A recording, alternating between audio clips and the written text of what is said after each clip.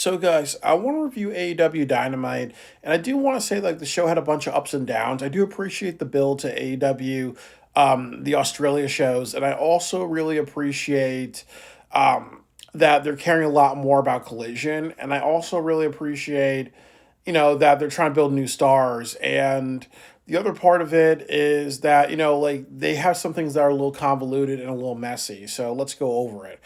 First of all, there's Kenny Omega versus Rocky Romero. Honestly, I was not invested in this match.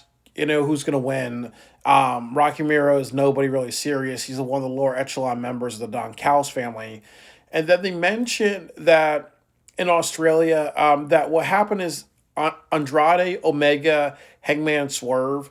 They're all going. That they're considered like the best of the best in AEW. They've been winning a lot of matches.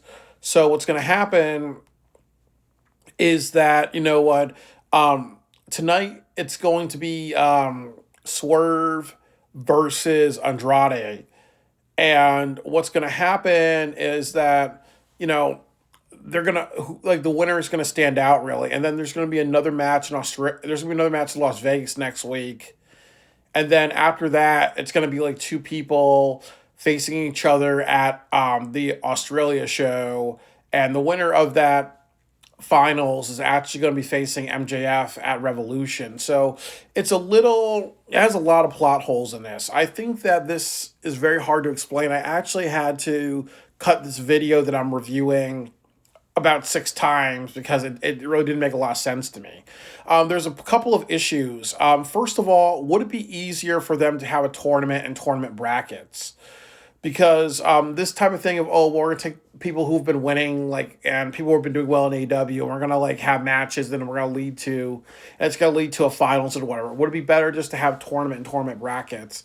Because that's easier to follow. The other problem with this, and I have my handy dandy notebook, is you're saying that one night in Australia, because there's two nights, so there's one night in Australia, you're going to have a main event, and the main event's going to be this.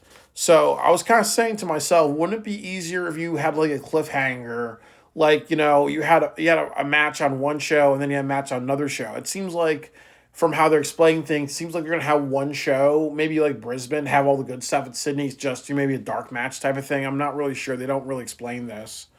So you don't want to have if you're going to be in Australia two nights, you need to just announce the cards. You need to say, okay, day one, this is our thing, and this is what's going to happen, and here's our main event.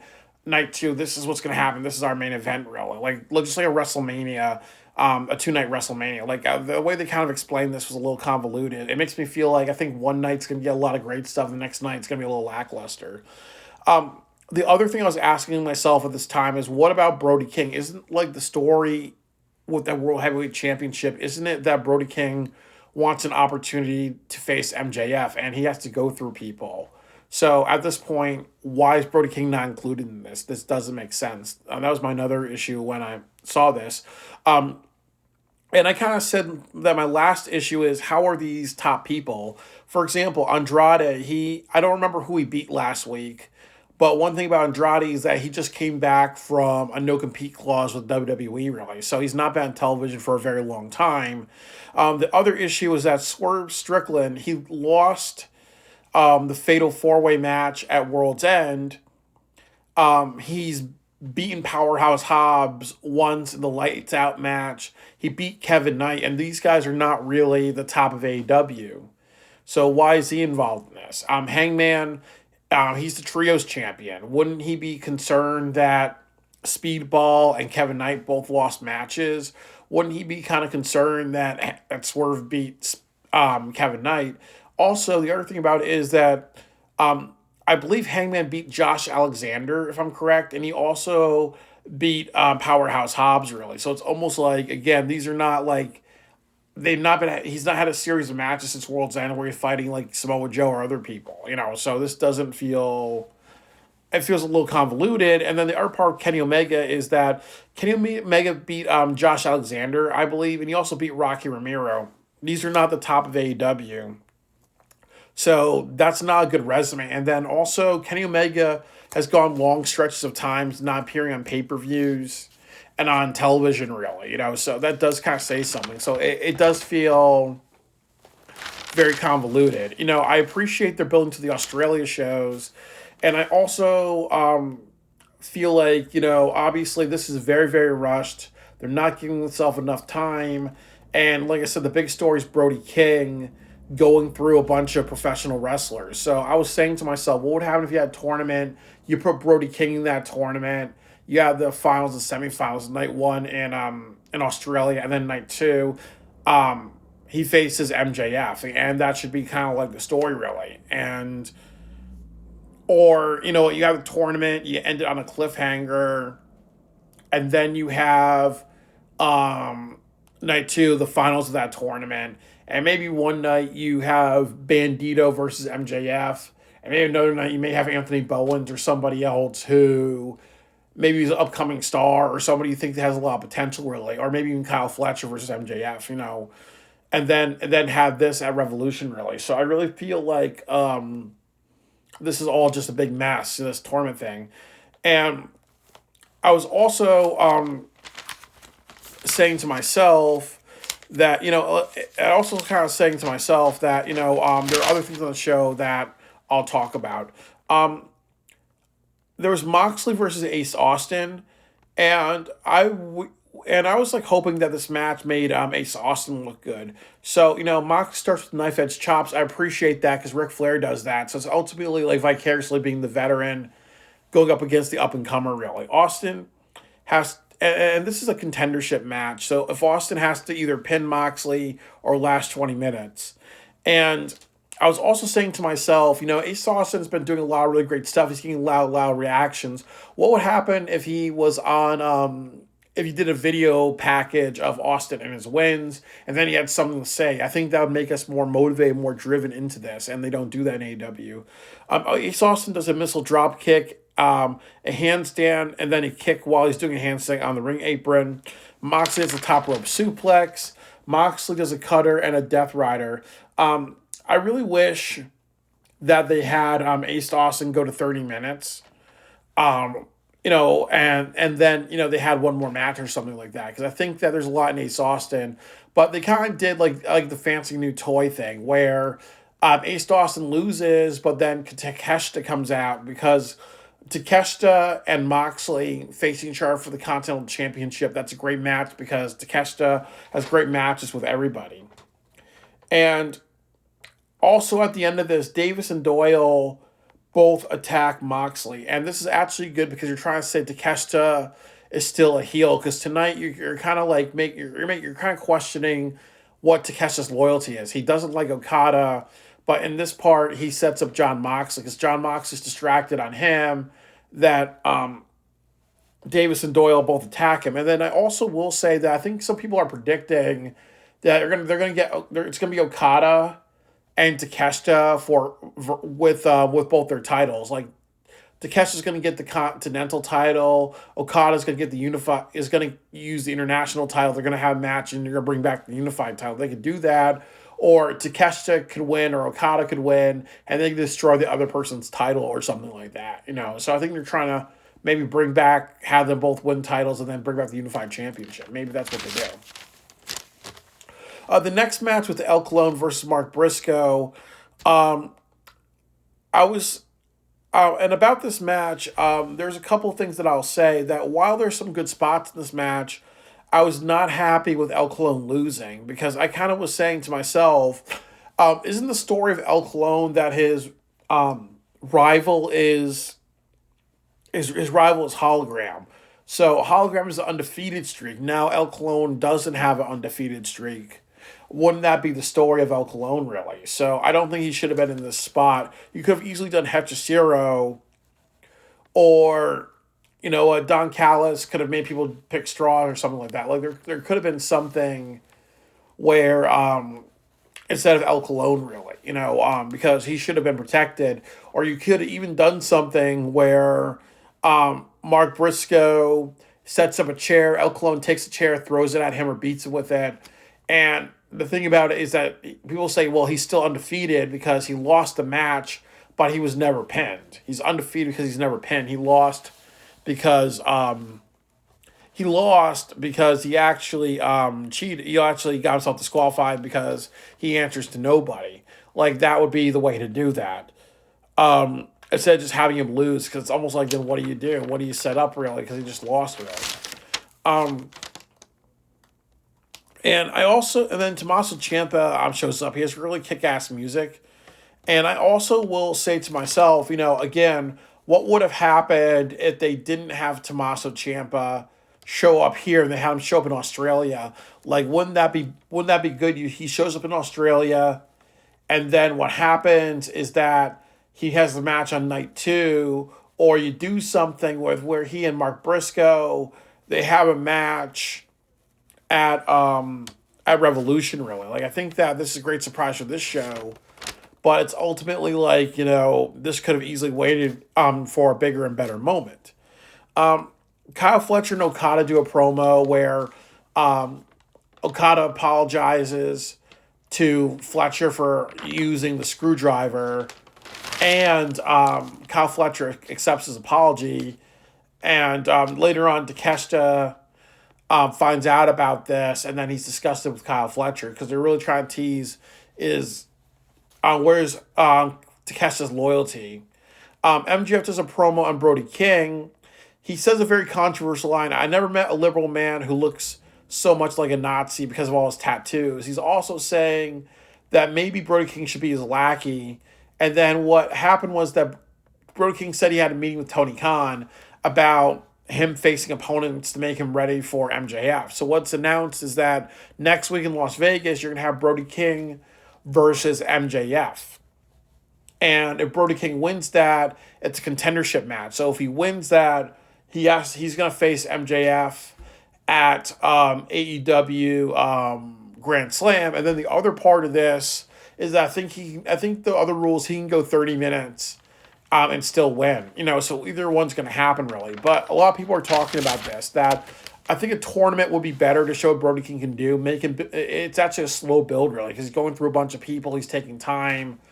In this one, it's kind of like more right at the jugular. And then ultimately, too, that contendership matches are controversial because you're showing the same match twice. It's just like when they had Will Ospreay versus MJF.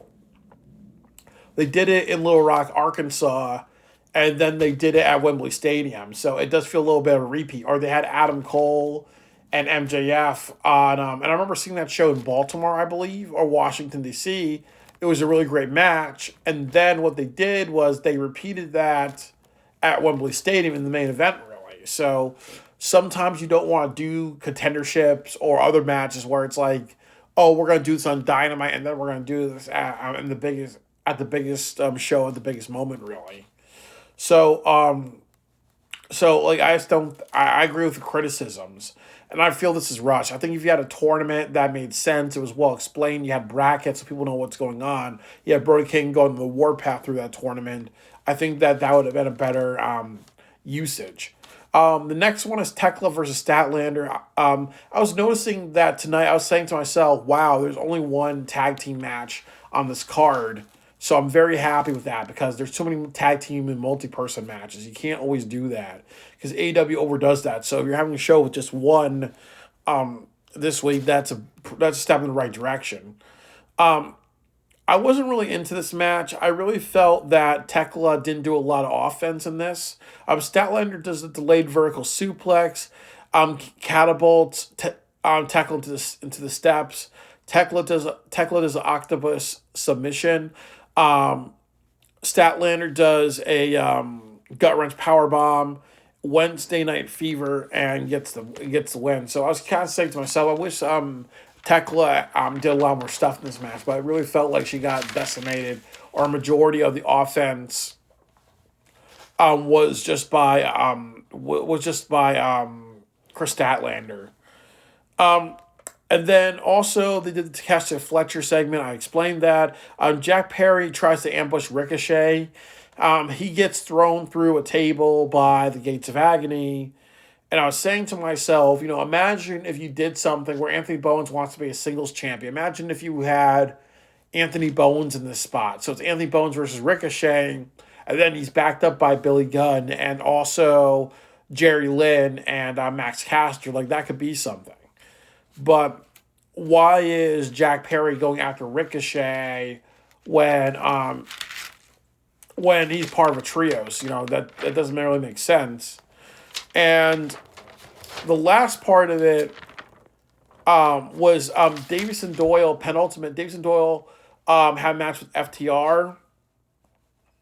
I was saying to myself that imagine, like, once again, if you did a video package, you showed Davison Doyle being dominant, um, and WWE and TNA Wrestling do that. And also, didn't Davison Doyle lose to FTR a few weeks ago? Like, they've kind of lost a few matches, really. So, again, what would happen if you put them on Ring of Honor? They won something. On Collision, they won something. They go through some opponents like Kevin Knight and Mike Bailey, or they go through another tag team, or they have Anthony Bowens and Max Caster.